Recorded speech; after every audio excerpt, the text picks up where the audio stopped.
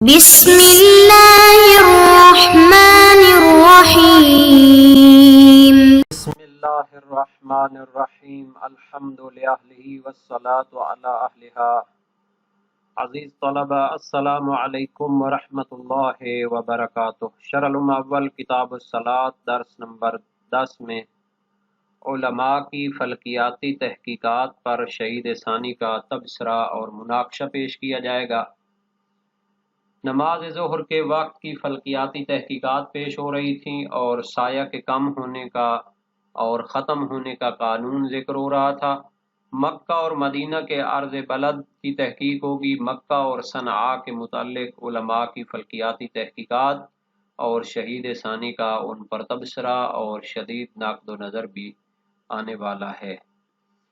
تو علم فلکیات کی روشنی میں مختلف جو اصطلاحات ہیں ان کی وضاحت ہو چکی ہے۔ اب خلاصہ یہ ہو گیا تھا کہ خط استوا کے اوپر جو علاقے آتے ہیں، سال میں 2 مرتبہ سورج جب خط استوا کے اوپر چلتا ہے تو ان کا سال میں 2 مرتبہ سایہ ختم ہو جاتا ہے، اور میل اعظم تک کے درمیان والے علاقوں میں بھی 2 مرتبہ سایہ ختم ہوتا ہے جب سورج میل اعظم کی طرف جاتا ہے، شمال کے میل اعظم کی طرف یا جنوب کے میل اعظم کی طرف۔ اور خود جو میل اعظم پہ واقع ہوتے ہیں علاقے جن کا عرض بلد اور میل اعظم کا عرض بلد ایک جیسا ہے 23.5 درجے، تو ان کا سال میں 1 مرتبہ سایہ ختم ہوتا ہے۔ اصل میں قانون اس طرح ہے کہ بہار کے شروع میں سورج کیا ہوتا ہے، برج حمل پہ ہوتا ہے اور خط استوا کے اوپر ہوتا ہے، اس کو برج حمل کہتے ہیں، اور پھر وہ جو ہے شمال کی طرف بڑھنے لگتا ہے آہستہ آہستہ، اور فصل ربیع کے آخر میں وہ برج جوزا میں ہوتا ہے کہ اینڈ پہ ہوتا ہے، اور اس وقت وہ نہایت بلندی میں ہوتا ہے مدار سرطان میں، جب یعنی برج جوزا ختم ہو جاتا ہے اور مدار سرطان میں داخل ہوتا ہے تو پھر وہ لوٹنے لگتا ہے واپس جناب خط استوا کی طرف۔ تو وہ وہاں پہ جو اعتدال ربیعی اور اعتدال خریفی کہا جاتا تھا، یعنی جب یہاں پہ ہوتا ہے سورج یہ یہاں پہ ہوتا ہے تو یہ اعتدال ربیعی ادھر تھا اور اعتدال خریفی ادھر ہے، پھر وہ جنوب کی طرف بڑھنے لگتا ہے تو اس میں بھی جو مدار جیادی ہے 23.5 درجے میل اعظم جنوبی میں وہاں پر جاتا ہے اور پھر واپس خط استوا کی طرف ایسا ایسا آنے لگتا ہے۔ یہ سارا ایک مدار اس کا بنا ہوا ہے، سارے اس کے جو دائرۃ البروج ہے اس کی پہلے وضاحت ہو چکی ہے۔ تو شارح نے یہ فرمایا تھا کہ جو خط استوا پہ آتے ہیں یا میل اعظم کے درمیان میں آتے ہیں سال میں 2 مرتبہ ان کا سایہ ختم ہوگا، اور خود جو میل اعظم شمالی یا میل اعظم جنوبی پہ آتے ہیں ان کا سال میں 1 مرتبہ سایہ ختم ہوتا ہے جب سورج ان کے اوپر سے گزرتا ہے۔ تو اب ہم آتے ہیں جناب عبارت کی طرف۔ وَيَتَّفِقُ فِي أَطْوَلِ أَيَّامِ السَّنَةِ تَقْرِيبًا فِي مَدِينَةِ الرَّسُولِ صلی اللہ علیہ وآلہ وسلم وما قاربها فی العرض۔ فرماتے ہیں سال کے طولانی ترین دن میں یہ اتفاق ہوتا ہے کہ سایہ بالکل ختم ہو جاتا ہے۔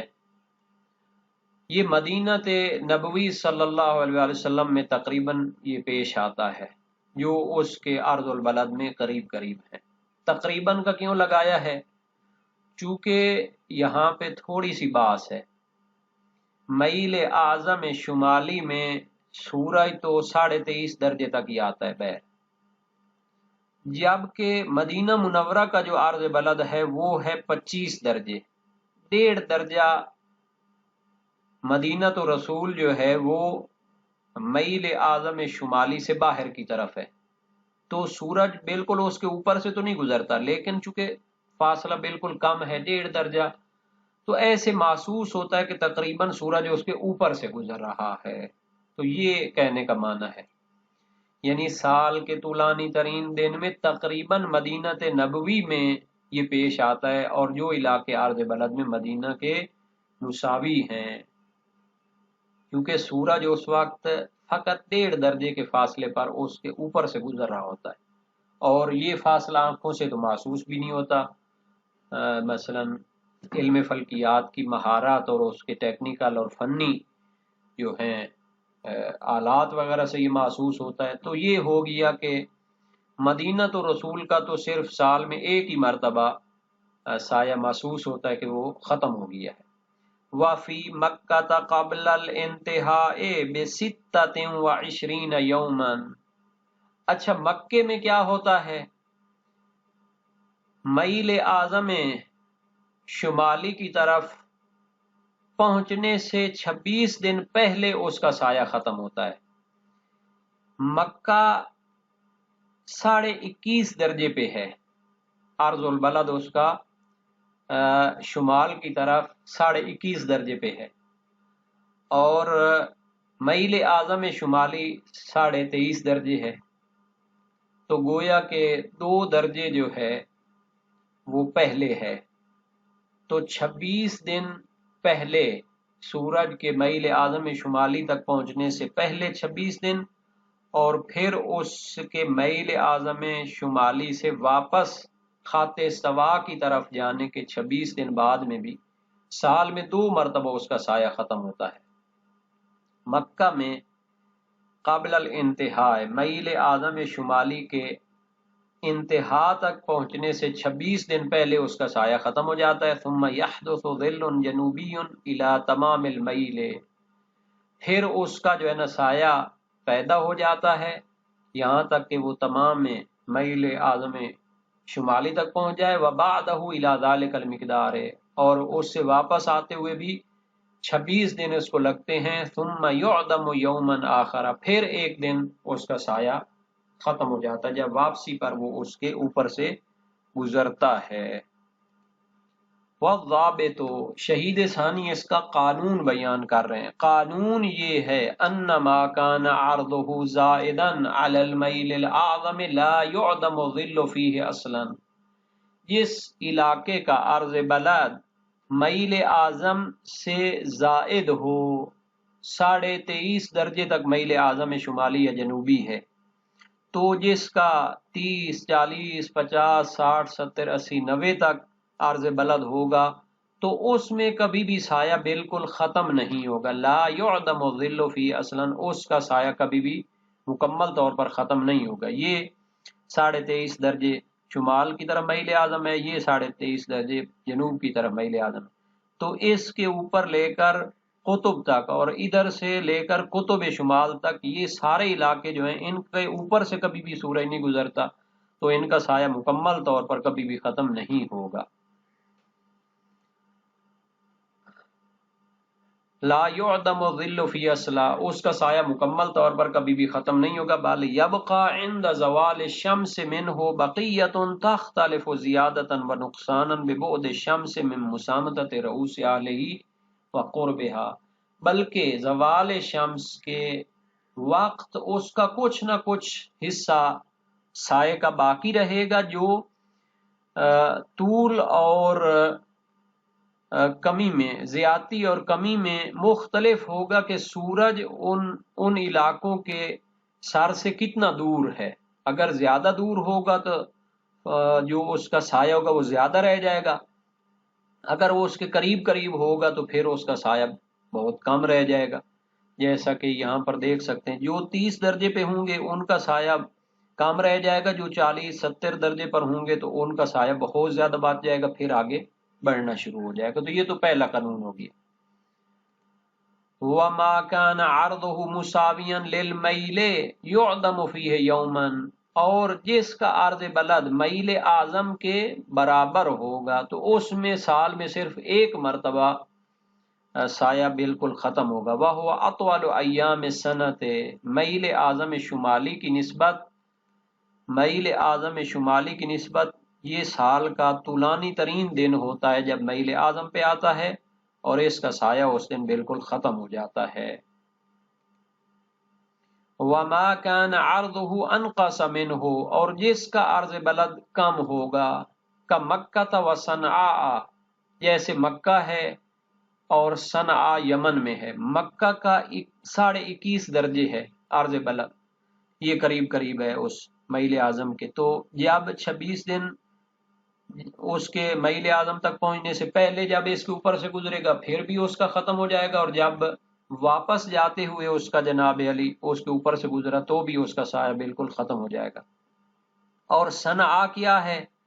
صنعاء کا عرض بلد ہے 14، تو جب خط استوا سے آتے ہوئے اس کے اوپر سے گزرے گا تو بھی اس کا سایہ بالکل ختم ہو جائے گا، اور جب میل اعظم سے واپس خط استوا کی طرف جاتے ہوئے اس کے اوپر سے گزرے گا 14 ڈگری پر ہوگا سورج بھی، تو اس کا پھر سایہ بالکل ختم ہو جائے گا۔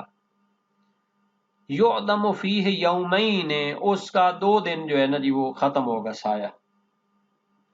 یومین عند مماست الشمس لرؤوس اہل صاعدۃ و ہابطۃ، جب سورج اس علاقے کے رہنے والوں کے اوپر سے گزرے گا، صاعدۃ میل اعظم کی طرف بڑھتے ہوئے، و ہابطۃ میل اعظم سے واپس جاتے ہوئے۔ کل ذالک مع موافقۃ لہ فی الجہۃ، یہ سب اس وقت ہوگا جب اسی کی جہت میں سورج اس کے عرض بلد کے مطابق اور مساوی ہو، اور اس کے اوپر سے گزرے تو پھر کیا ہو جاتا ہے، اس کا سایہ بالکل ختم ہو جاتا ہے۔ اما المیل الجنوبی فلا یعدم ظلہ من ذی الارض مطلقا، یہ جو شرط آخر میں لگائی تھی کہ جہت میں موافقت ہونی، عرض بلد بھی ایک جیسا ہو اور جہت بھی وہی ہو، یعنی شمالی عرض بلد رکھنے والے کی جہت میں جب سورج آئے گا تو اس کے اوپر سے گزرتے ہوئے اس کا سایہ ختم ہوگا۔ لیکن سورج کیا ہو میل جنوبی میں ہو، یعنی خط سوا سے جنوب کی طرف بڑھ رہا ہو، اس کا عرض بلد اور شمال کے عرض بلد میں برابری کے وقت اس کا سایہ بالکل ختم نہیں ہوگا مطلقہ، چاہے عرض بلد برابر ہو چاہے عرض بلد مختلف ہو۔ اس کی مثال ہم اس طرح دے سکتے ہیں جناب کہ یہ جو شہر ہے وہ مثلا 10 ڈگری پہ پایا جاتا ہے، شمال کی طرف 10 ڈگری پہ، اور سورج میل جنوبی میں 10 ڈگری پر ہو یا 20 ڈگری پہ ہو 70 ڈگری پہ ہو، تو شمال والا جو شہر ہے اس سے سایہ بالکل ختم نہیں ہوگا، یہی کہنا چاہتے ہیں۔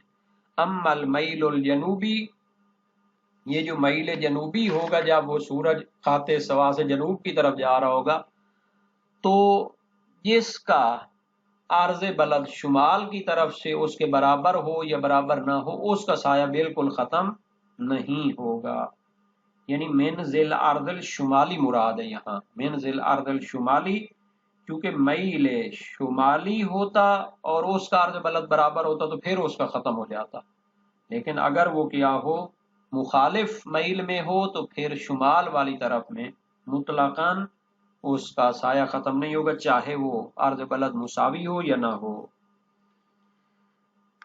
لا کما قالہ المصنف رحمہ اللہ فی الذکرى، نہ ایسے کہ جیسے شہید اول نے ذکرہ شیعہ میں ایک تحقیق پیش کی ہے مکہ کے بارے میں یا صنعاء کے بارے میں، طبعا للعلامت، انہوں نے بھی علامہ ہلی کی اتباع کی ہے اس میں، چونکہ وہ ان کے استاد تھے تو ان سے لے لیا ہے ان کی کتاب سے ایک مطلب کو، من کون ذالک بمکہ و صنعاء فی اطول ایام السنۃ، کہ یہ جو سایہ بالکل ختم ہو جاتا ہے سال میں ایک مرتبہ تو وہ مکہ میں ہوتا ہے اور صنعاء میں ہوتا ہے جب سورج طولانی ترین دن میں ہوتا ہے، یعنی کہ اس کو اگر ہم اپنے اس نقشے میں دیکھیں تو جب سورج شمالی میل اعظم میں 23.5 ڈگری پہ ہوتا ہے، مدار سرطان میں ہوتا ہے، تو شہید اول نے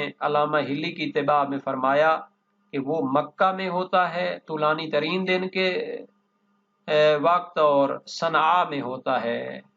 تو شہید ثانی کی عبارت دیکھیں، فَإِنَّهُ مِنْ أَقْبَحِ الْفَسَادِ، یہ کبھی ترین باطل اور فاسد چیز ہے۔ کیوں؟ چونکہ مکہ عرض بلد ہے 21.5 درجے اور صنعا کا ہے 14 درجے. اول تو دونوں شہر بھی آپس میں ان کا ایک جیسا عرض بلد نہیں ہے، اور دوسرا سورج طولانی ترین دن کے وقت تو وہ کیا ہوتا ہے 23.5 درجے پہ ہوتا ہے. تو نہ مکہ کا عرض بلد اس سے ملتا ہے نہ صنعا کا عرض بلد اس سے ملتا ہے. اول من واقع فیہ الرافعی من الشافعیت، اس میں سب سے پہلے جناب رافعی واقع ہوئے ہیں. جناب رافعی ایک بہت بڑے فقیہ تھے، عبد الکریم بن محمد بن عبد الکریم رافعی شافعی ابو القاسم قزوینی 623 میں فوت ہوئے. انہوں نے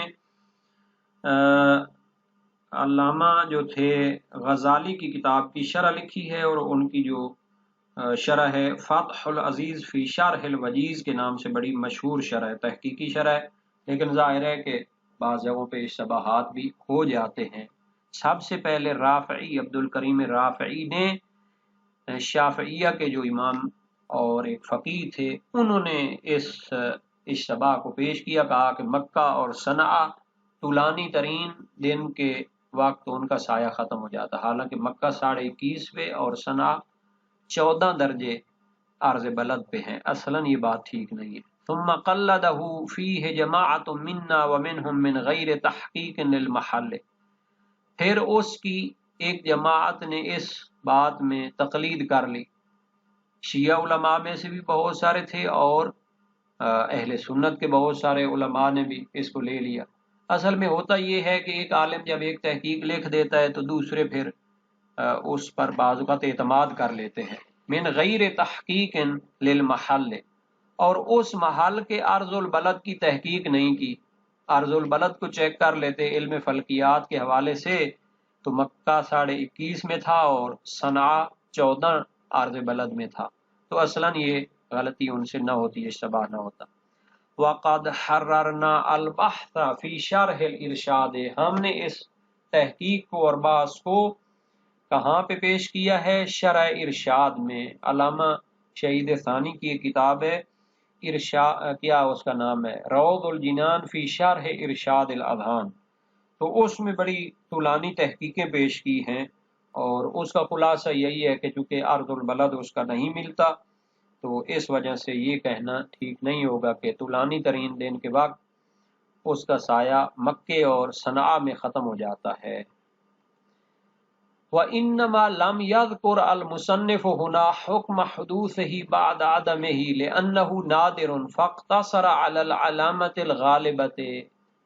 مصنف یعنی شہید اول نے لمعہ میں ذکر نہیں کیا سایہ کے بالکل ختم ہونے کے بعد اس کے پیدا ہونے کے حکم کو بیان نہیں کیا. لِأَنَّهُ نَادِرٌ، چونکہ یہ بہت ہی نادر اور کم پیش آتا ہے. سال میں 1 یا 2 دفعہ ایسا ہوتا ہے کہ سورج کسی علاقے کے اوپر سے گزرے.